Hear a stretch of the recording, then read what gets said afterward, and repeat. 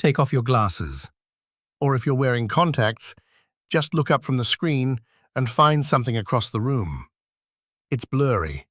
The wall, the window, a person's face. Some part of your world right now is soft and out of focus, and you've stopped even noticing because it's been that way for years.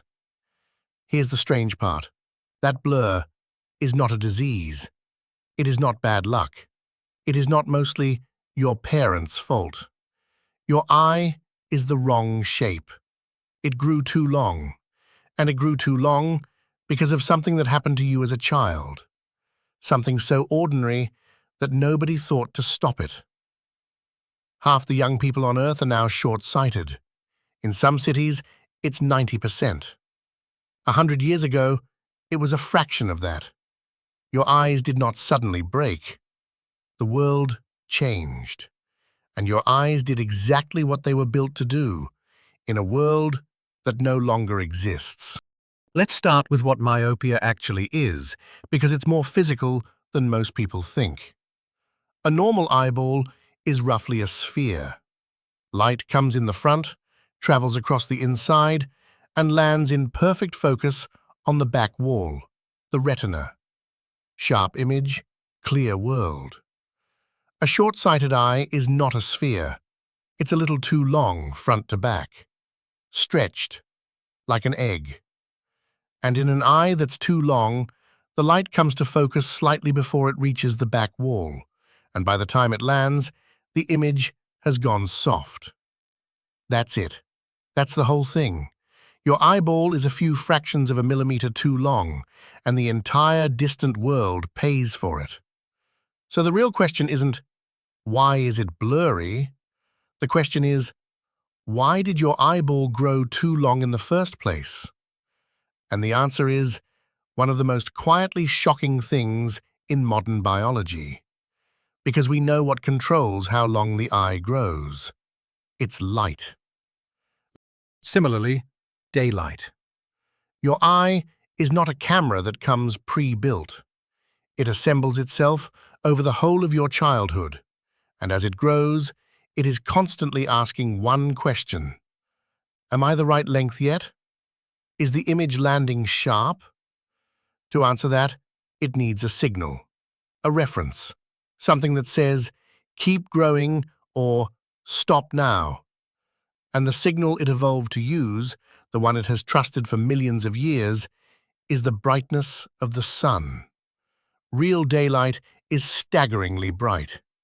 A sunny day outdoors is 30, 50, 100 times brighter than a well-lit room indoors.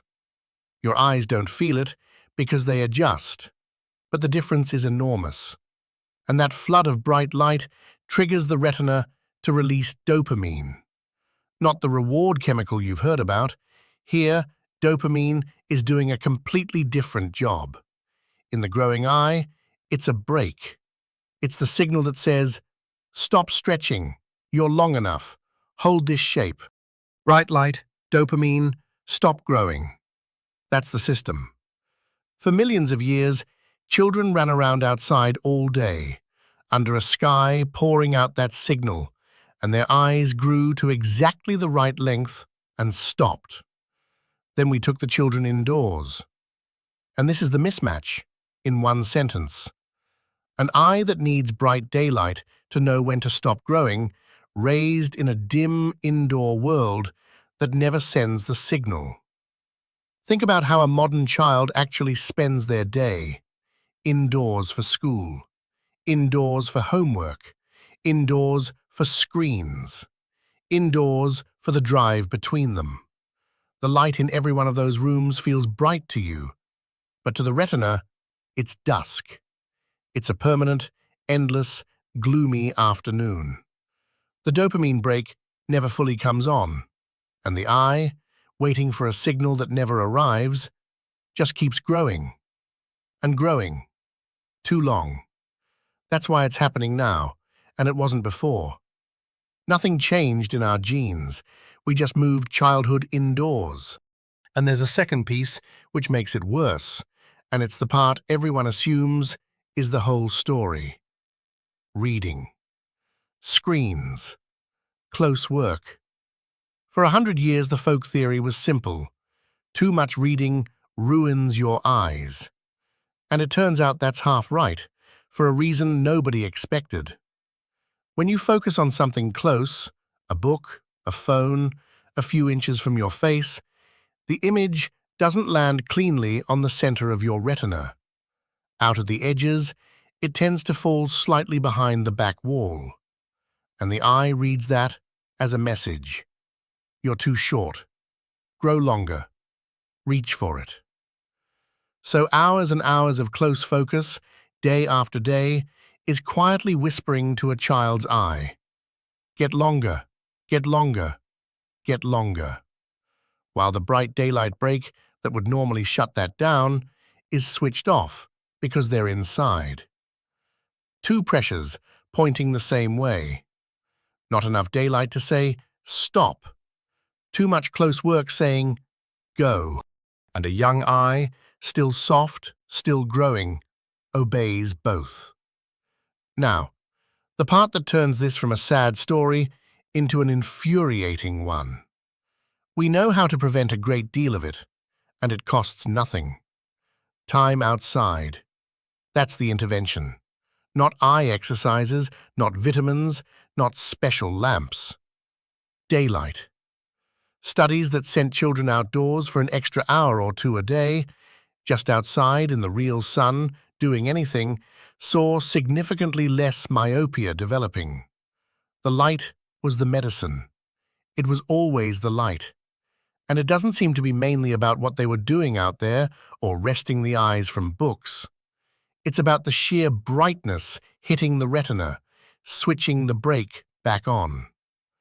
A child reading a book on a bright lawn is getting more protection than a child staring at a wall in a dim room. The sky is the treatment. So the tragedy isn't that we don't know the cause. We know the cause. The tragedy is that the exact decades in which we figured all this out are the same decades in which we moved children more indoors than at any point in human history. And once the eye has grown too long, that part doesn't reverse. The eyeball doesn't shrink back. Glasses and contacts don't fix the eye. They just bend the light before it goes in to land the focus back where it should. Every morning, you are compensating, from the outside, for a shape that's set in childhood and stayed. So let's ask the question we always ask here. Why hasn't evolution sorted this out? And the answer is almost funny in how familiar it is by now. Because there was never anything to sort out. For the entire history of the human eye, there was no such thing as an indoor childhood. Bright daylight wasn't something you had to seek out. It was simply the world. The sky was always there. So evolution built an eye that leans on the sun the way you lean on the ground, being solid. It never needed a backup because the sun never once failed to show up. We are the first humans to raise our children away from it. In about 100 years, a blink, we built a world of rooms and put childhood inside them. And the eye is doing exactly what it always did. It's still waiting for the sky. It just can't find it anymore. Before we finish, one honest, practical note, because this is your eyes, and it matters.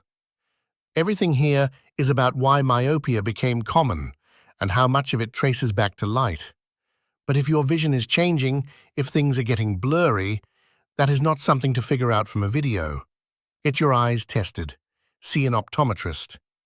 Myopia is manageable, and there are real treatments now that can slow it in children. And the single cheapest thing any parent can do, starting today, is send the kid outside. Knowing the cause is interesting. It is not the same as getting your eyes checked. But here's the thing to take with you. That blur across the room isn't a flaw you were born with.